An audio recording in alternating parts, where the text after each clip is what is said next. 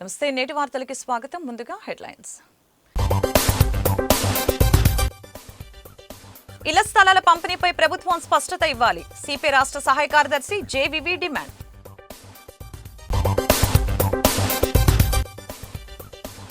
Anand regency వద్ద తీవ్ర ఉద్రిక్తత. సీజ్ చేసే ప్రయత్నాన్ని అడ్డుకున్న కార్మికులు.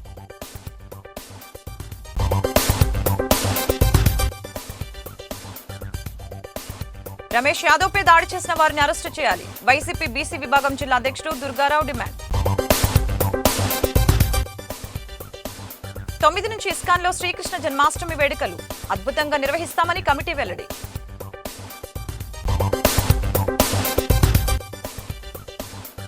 లలితనగర్లో 27 నుంచి వినాయక చవితి వేడుకలు ఘనంగా పందిరి రాట ముహూర్తం.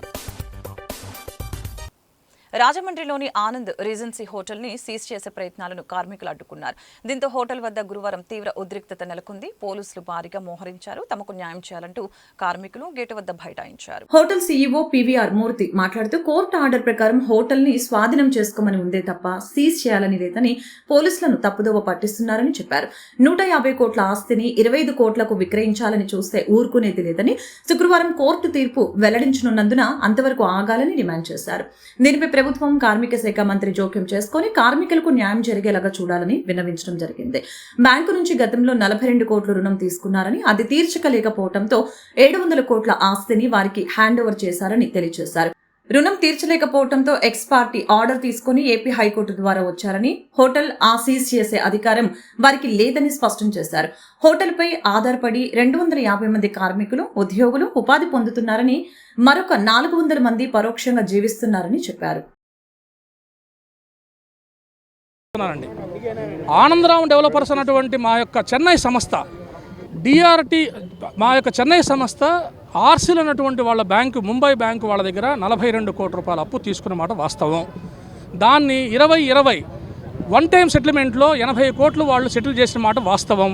దానికి మేము 10 కోట్లు కట్టిన మాట రికార్డెడ్గా వాస్తవం. తర్వాత కోవిడ్ వచ్చినటువంటి పర్యావరణంలో 2 సంవత్సరాల్లో అనేక రకాలైన ఆర్థిక ఇబ్బందుల వల్ల మేము కట్టలేక వాళ్ళకి 700 కోట్ల రూపాయల ఆస్తిని ఎన్సీఎల్టీ కోర్టులో ఐఆర్పీ ప్రొఫెషనల్ని అపాయింట్ చేసి టోటల్ ఆస్తిని అంతా కూడా వాళ్ళు హ్యాండ్ ఓవర్ చేసి, ఐఆర్పీ ప్రొఫెషనల్ అంటే అండి వాళ్ళ తరఫున ఒక ఏజెంట్, ఆ ప్రాపర్టీని ఆయన కంట్రోల్ చేస్తున్నాడు. దానికి ఒక లిక్విడేటర్ అపాయింట్ చేసుకొని దాన్ని అమ్మేసుకొని మీ డబ్బు మీరు తీసుకొని మాకు ఇమ్మని కూడా చెప్పిన మాట వాస్తవము. ఇదన్నీ పోను. ఈ ప్రాపర్టీ మీద లోన్ లేదండి. ఇది ఓన్లీ గ్యారంటీ ఇచ్చిన ప్రాపర్టీ. మనోహరమ హోటల్స్ ప్రైవేట్ లిమిటెడ్ అన్నటువంటిది ఒక గ్యారంటీ ఇచ్చిన ప్రాపర్టీ ఆనంద్ రీజెన్సీని 2024 సెప్టెంబర్లో మాకు తెలియకుండా ఫోర్జుడ్ డాక్యుమెంట్ పెట్టుకొని ఒక ఎక్స్ పార్టీ ఆర్డర్ తీసుకొచ్చుకొని దాన్ని తీసుకొచ్చుకొని ఇక్కడ మన ఏపీ హైకోర్టులో పోలీస్ ప్రొటెక్షన్ కావాలని చెప్పి వాళ్ళు చేస్తే మేము దాన్ని ఆపుకున్న దానికోసంగా అనేక రకాల ప్రయత్నాలు చేశాము. ఇప్పుడు 2 సార్లు వాళ్ళు దౌర్జన్యంగా వచ్చి వీళ్ళు ఏం చేశారంటే, ఇక్కడ కోర్టు ఆర్డర్లో క్లియర్గా ఉంది, మీ అందరికి కూడా నేను పేపర్లు ఇస్తానండి.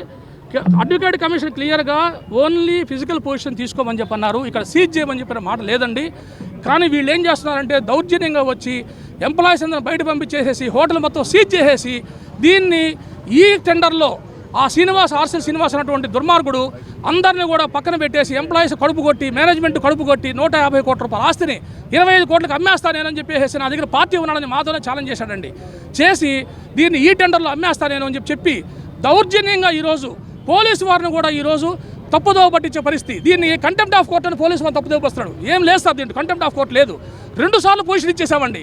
ఇప్పుడు కూడా 22 దాకా టైం ఉందని చెప్తున్నప్పుడు కూడా రేపు ఉదయాన్నే మాకు డిఆర్టీ కోర్టులో రేపు ఉదయాన్నే 8వ తేదీ అండి, 8/8/2025 రేపు ఉదయాన్నే డిఆర్టీ కోర్టు ఏ కోర్టు అయితే ఆర్డర్ ఇచ్చిందో ఆ కోర్టులోనే ఈ యొక్క రిసీవర్ని అపాయింట్ చేస్తున్నారు. ఎందుకు? కార్మికుల యొక్క సంక్షేమ దృష్ట్యా వాళ్ళకి రావాల్సిన డబ్బులు, వాళ్ళకి రావాల్సిన పిఎఫ్ అన్నీ వచ్చేదానికి అప్పుడు దాకా ఒక రిసీవర్ని అపాయింట్ చేస్తారని ఆల్రెడీ చేస్తారండి.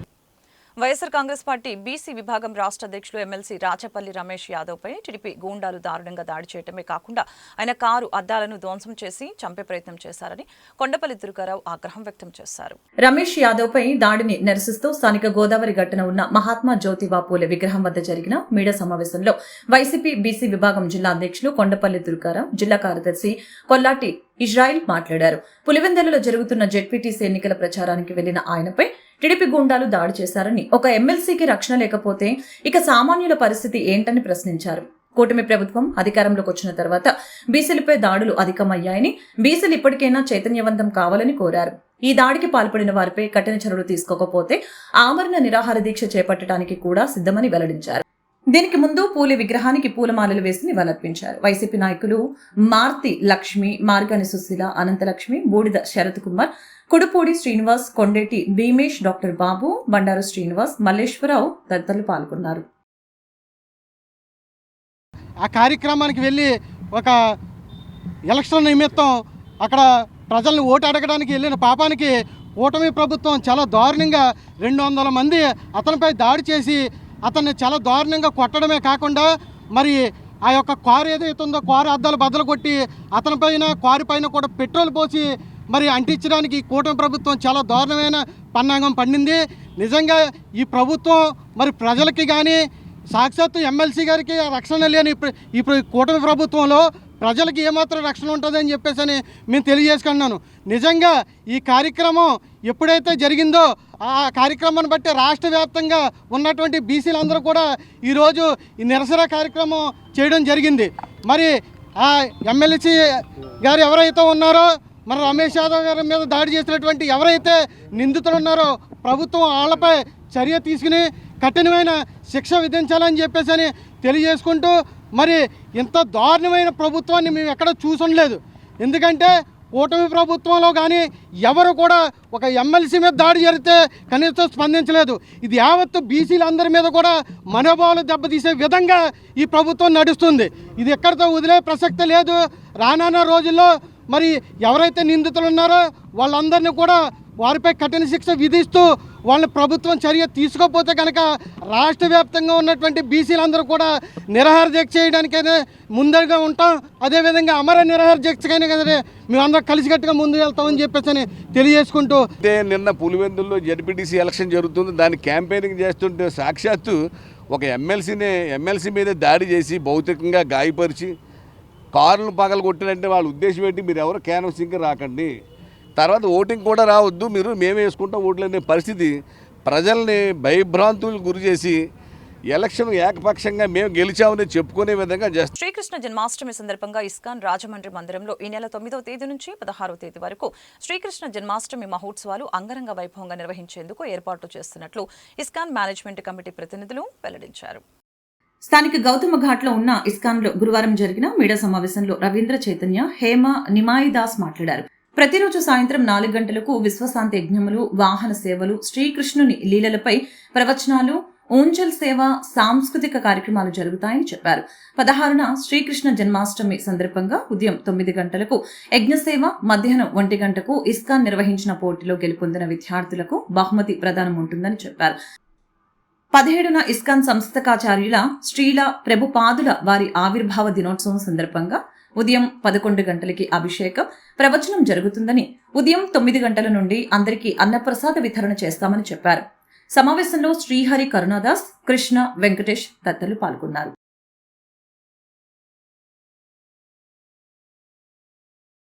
శ్రీకృష్ణుని యొక్క అనుగ్రహాన్ని పొందడానికి ప్రయత్నం చేయండి. 9వ తారీఖు నాడు బలరామ జయంతి సందర్భంగా మధ్యాహ్నం నాడు కృష్ణ బలరాములకి ఇక్కడ మహాకుంభాభిషేకం, ఆధ్యాత్మిక ప్రవచనం, తర్వాత అందరికీ ఆ రోజు సాయంత్రం నుంచి కృష్ణాష్టమి వరకు కూడా ప్రతిరోజు విశేషమైనటువంటి విశ్వశాంతి మహాయజ్ఞాలు ఉంటాయి. తర్వాత ఈ 8-9 రోజులు కూడా మనకి 9 వాహనాల మీద స్వామివారికి అద్భుతమైన వాహన సేవా కార్యక్రమాలు ఉంటాయి. తర్వాత సాంస్కృతిక కార్యక్రమాలు, ప్రతిరోజు కూడా కృష్ణుని లీలల మీద ఆధ్యాత్మిక ప్రవచనాలు, ఇది యథాతథంగా మనకి యథావిధిగా మనకి జరుగుతూ ఉంటాయి. విశేషించి 16వ తారీఖు నాడు కృష్ణాష్టమి రోజుని మనకి ఉదయం స్వామివారి మంగళహారతి దర్శనంతో పాటుగా ఆ రోజు ఉదయం మనకి 10 గంటలకి స్వామివారికి అవభృత స్నానం ఉంటుందండి, అంటే పూర్ణాహుతి అంటారు. అది అయిపోయిన తర్వాత మధ్యాహ్నం మనకి 12 గంటలకి ఈ కృష్ణాష్టమి సందర్భంగా భగవంతుడి యొక్క లీలల మీద ఆధ్యాత్మిక ప్రవచనం, రాత్రి మనకి 11 గంటల నుంచి భగవంతుడికి మహాకుంభాభిషేకం. శ్రీకృష్ణ జన్మాష్టమి సందర్భంగా ఆ రోజుని రాధాకృష్ణులకి మహాకుంభాభిషేకం ఉంటుందండి. ఆ రకంగా రాత్రి కృష్ణాష్టమి రాత్రి 12-1 గంటల వరకు మనకి ఇక్కడ కార్యక్రమాలు చాలా విరివిగా మనకి జరుగుతాయి. తర్వాత మనకి 17వ తారీఖు నాడు నందోత్సవం. ఆ రోజునే ఇస్కాన్ సంస్థాపకాచార్యులైనటువంటి భక్తివేదాంత స్వామి శ్రీల ప్రభుపాదుల వారి యొక్క ఆవిర్భావ దినం. ఆ రోజుని ప్రభుపాదుల వారి యొక్క ఆయన జన్మదిన సందర్భంగా ఆయన లీలల మీద ఉపన్యాసము, తర్వాత ఆయనకి అభిషేకము, తర్వాత ఉదయం 10 గంటల 9 గంటల నుంచి భక్తులందరికీ కూడా నందోత్సవం సందర్భంగా మహాప్రసాద వితరణ, అన్న ప్రసాద వితరణ అనేది జరుగుతుంది. కావున భక్తులందరూ కూడా 50 మంది పురప్రజలు భక్తులందరూ కూడా ఈ శ్రీకృష్ణ జన్మాష్టమి కార్యక్రమంలో అందరూ పాల్గొని ఆ శ్రీకృష్ణ భగవానునికి ఎనలేని కృపకు పాత్రలు కావాల్సిందిగా కోరుతున్నాం. ప్రపంచానికి గీతా జ్ఞానాన్ని అందించినటువంటి శ్రీకృష్ణ భగవానుడు ఆవిర్భవించినటువంటి రోజు శ్రీకృష్ణ జన్మాష్టమి రోజు. ఆ రోజు ప్రపంచం అంతటా కూడా ఇస్కాన్ అంతర్జాతీయంగా కూడా చాలా అద్భుతంగా ఈ కార్యక్రమాలు చేయడం జరుగుతుంది. భారతదేశంలో కూడా ఎన్నో మందిరాలు, ఇస్కాన్ మందిరాలు ఈ కార్యక్రమాలు అద్భుతంగా చేస్తున్నారు. అయితే మొత్తం భారతదేశం అంతటా కూడా 2 ప్రదేశాల్లో 9 రోజులు కార్యక్రమం జరుగుతుంది. అది ఒకటి ముంబైలోను, ఒకటి రాజమండ్రిలోను. 9వ తారీఖు ఆగస్టు 9 బలరామ జయంతి నుంచి ప్రారంభించుకుని శ్రీకృష్ణ జన్మాష్టమి మరుసటి రోజు శ్రీల ప్రభుపాద వారి యొక్క ఆవిర్భావ దినం. ఆ రోజు వరకు కూడా ఈ ఉత్సవాలు రోజు జరుగుతాయి. ప్రతిరోజు వాహన సేవ ఉంటుంది. హనుమత్, గరుడ ఇవన్నీ వాహనాలు ఉంటాయి. గజవాహనం, అశ్వవాహనం ఇటువంటి వాహనాలు, సూర్య చంద్రప్రభ వాహన సేవలు ఉంటాయి. రోజు విశ్వశాంతి యజ్ఞాలు జరుగుతూ ఉంటాయి. చాలా అద్భుతమైనటువంటి కార్యక్రమాలు. ఇస్కాన్ తరఫున మేము అందరినీ కూడా, భక్తులందరినీ కూడా అందరూ కూడా రమ్మని చెప్పి ఆహ్వానిస్తున్నాం. ఈ గుడి ప్రారంభోత్సవం మనకి 2006 అంటే 20 ఏళ్ళ క్రితం మనకి ఇదే రోజున ఆగస్టు 9న జరిగింది, బలరామ జయంతి రోజున. మళ్ళీ అదే రోజు మళ్ళీ ఈసారి కలిసింది, ఈ సంవత్సరం కలిసింది. మళ్ళీ ఆగస్టు 9 బలరామ జయంతి వచ్చింది. సో ఆ విధంగా మనం ఈ వేడుకలు అద్భుతంగా జరుపుతున్నాం. సో భక్తులందరూ కూడా ఈ కార్యక్రమంలో పార్టిసిపేట్ చేయండి. అదేవిధంగా ఇస్కాన్ సంస్థ స్థాపించినటువంటి శ్రీల ప్రభుపాద వారి యొక్క ఆవిర్భావం 17వ తారీఖున వచ్చింది. ఆ రోజున కూడా అద్భుతంగా కార్యక్రమాలు జరుగుతాయి. శ్రీల ప్రభుపాద వారికి అభిషేకం జరుగుతుంది. ఆ రోజు విశేష అన్నదాన సేవ జరుగుతుంది. సో భక్తులందరూ కూడా ఈ కార్యక్రమాలన్నింటిలో కూడా పార్టిసిపేట్ చేయండి. ఆనందంగా దీంట్లో అనుభూతి చెందండి. హరే కృష్ణ. రాజమహేంద్రవరం లలితానగర్లో శ్రీ విఘ్నేశ్వర ఆలయం వద్ద 43వ సంవత్సరం వినాయక నవరాత్రి ఉత్సవాలకు రంగం సిద్ధమైంది. గురువారం ఉదయం 9:30 Jio Hathway C channel managing director Isukapalli Subrahmanyam చేతుల మీదుగా పూజలు నిర్వహించి పందిరి రాట వేశారు. ఇసుకపల్లి సుబ్రహ్మణ్యంతో ఆలయ అర్చకుడు జి వీరభద్రుడు శాస్త్రోక్తంగా పూజలు నిర్వహించి పందిరి రాట ముహూర్త కార్యక్రమాన్ని నిర్వహించారు. స్థానిక పెద్దలు లలితానగర్ ఫ్రెండ్స్ సర్కిల్ పెద్ద ఎత్తున పాల్గొన్నారు. ప్రతి ఏటా లలితానగర్ ఫ్రెండ్స్ సర్కిల్ ఆధ్వర్యంలో ఇసుకపల్లి సుబ్రహ్మణ్యం, మాజీ కార్పొరేటర్ ఇసుకపల్లి శ్రీనివాస్ సోదరులు ఇక్కడ గణపతి నవరాత్రి వేడుకలు అంగరంగ వైభవంగా నిర్వహిస్తూ ఉంటారు.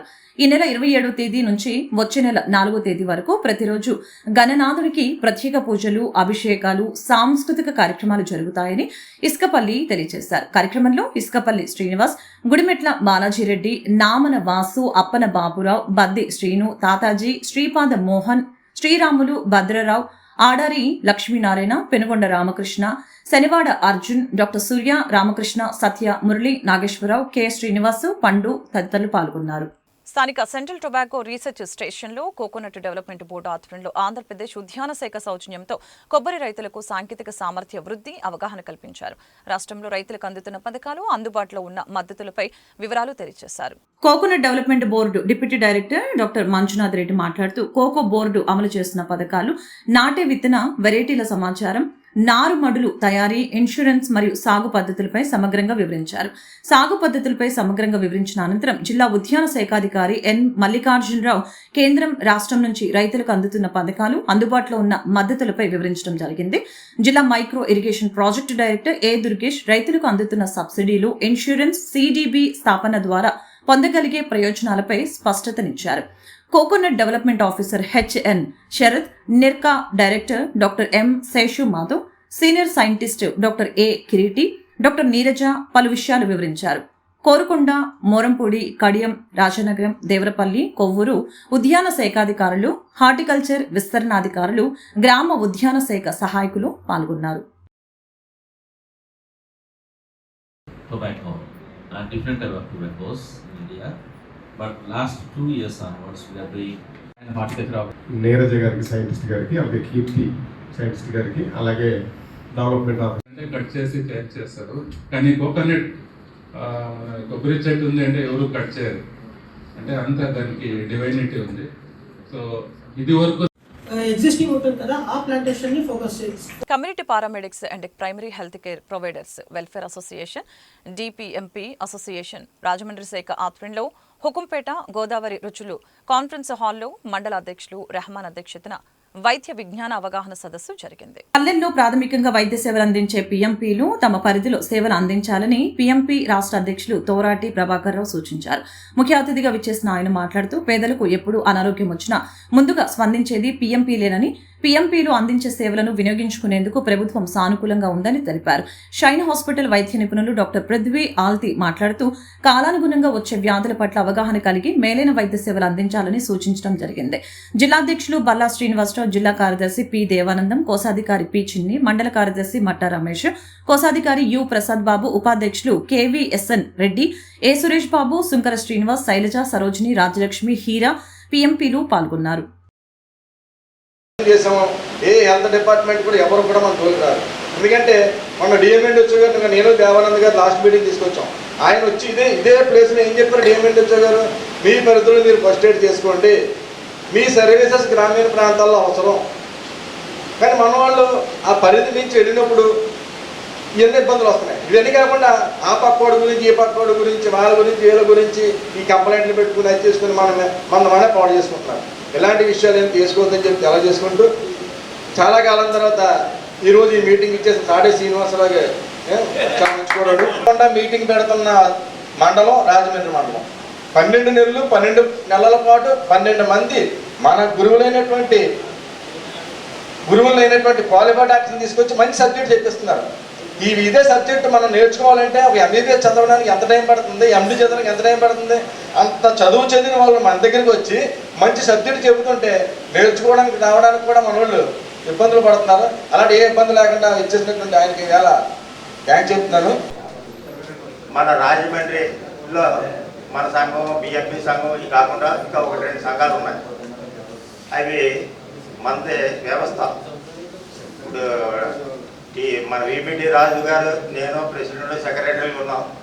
మేము ఈ క్షణంలో పోయినా సరే మా స్థానాన్ని భర్తీ చేయగల సమర్థులు మన దాంట్లో ఉంటారు. మన అసోసియేషన్కి అసలు ఏం ప్రాబ్లం ఉండదు. వాళ్ళ సంఘంలో ఒక నాయకుడు పోయాడు అనుకోండి, వాళ్ళందరూ బికారుగానే అయిపోయారు.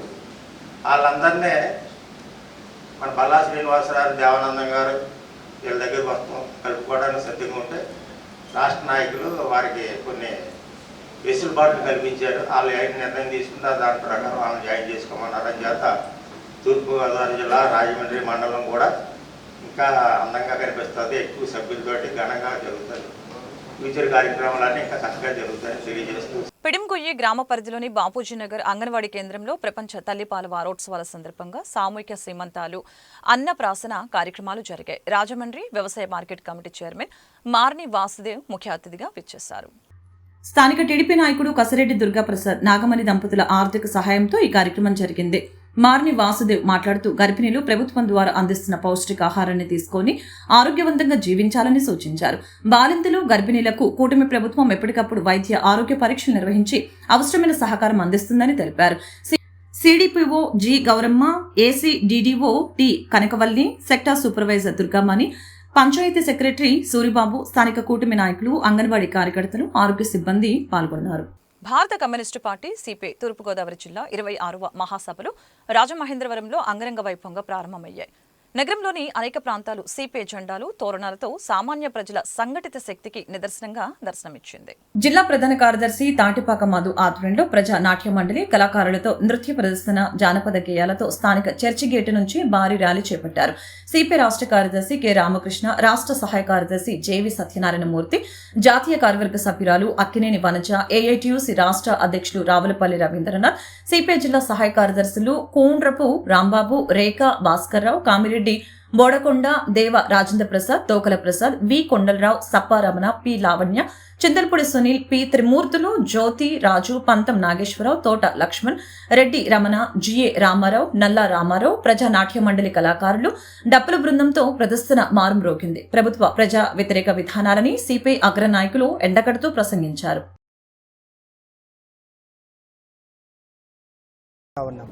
ఈ సందర్భంగా దేశంలో, రాష్ట్రంలో నెలకొన్న రాజకీయ పరిణామాలను చర్చించడమే కాకుండా రాబోయే కాలంలో మరిన్ని పోరాటాలకు ఇవాళ పూనుకోవడానికి సమాయత్తం కావడానికి ఈ మహాసభలో చర్చించబోతా ఉన్నాం. కేంద్రంలో అధికారంలో ఉన్న ఎన్డీఏ ప్రభుత్వం, రాష్ట్రంలో అధికారంలో ఉన్న ఎన్డీఏ ప్రభుత్వం డబుల్ ఇంజన్ సర్కార్ అని చెప్పి ప్రచారం చేసుకుంటా ఉన్నారు తప్ప ఈ డబుల్ ఇంజన్ సర్కార్ సాధించింది ఏమిటో వారు చెప్పలేకపోతా ఉన్నారు. నిజంగా చంద్రబాబు నాయుడు ప్రభుత్వం ఈ సంవత్సర కాలంలో సాధించింది ఏమైనా ఉందంటే అది గతంలో ఏనాడు లేనట్లుగా పెద్ద ఎత్తున అప్పులు చేశారు. దాదాపు 1,75,000 కోట్ల రూపాయలు ఒక సంవత్సర కాలంలోనే మీరు అప్పు చేశారంటే మీరు డబుల్ ఇంజిన్ ఎంత స్పీడ్గా ఉందో అర్థమవుతా ఉంది. అంటే ఇవాళ ప్రతి మంగళవారం నాడు కూడా మీరు అప్పులు చేసే పనిలోనే ఉన్నారు. రేపు మంగళవారం వస్తుందంటే చాలు రాష్ట్రం పైన భారం మోపుతా ఉన్నారు. ప్రతిపక్షంలో ఉన్నప్పుడేమో ఆ రోజు జగన్మోహన్ రెడ్డి విమర్శించారు, అప్పుల పాలు చేశారని. కానీ ఇవాళ మీరు దానికి రెండింతలుగా మీరు అప్పులు చేస్తూ ఉన్నారు.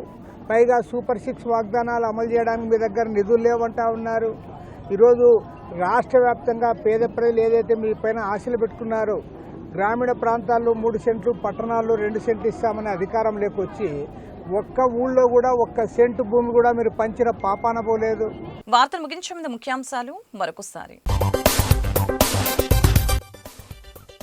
ఇళ్ల స్థలాల పంపిణీపై ప్రభుత్వం స్పష్టత ఇవ్వాలి. సిపి రాష్ట్ర సహాయ కార్యదర్శి జేవివి డిమాండ్.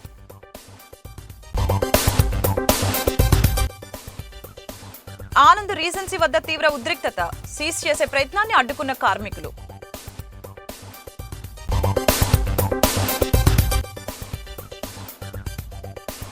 రమేష్ యాదవ్పై దాడి చేసిన వారిని అరెస్టు చేయాలి. వైసీపీ బీసీ విభాగం జిల్లా అధ్యక్షుడు దుర్గారావు డిమాండ్. 9 నుంచి ఇస్కాన్లో శ్రీకృష్ణ జన్మాష్టమి వేడుకలు అద్భుతంగా నిర్వహిస్తామని కమిటీ వెల్లడి.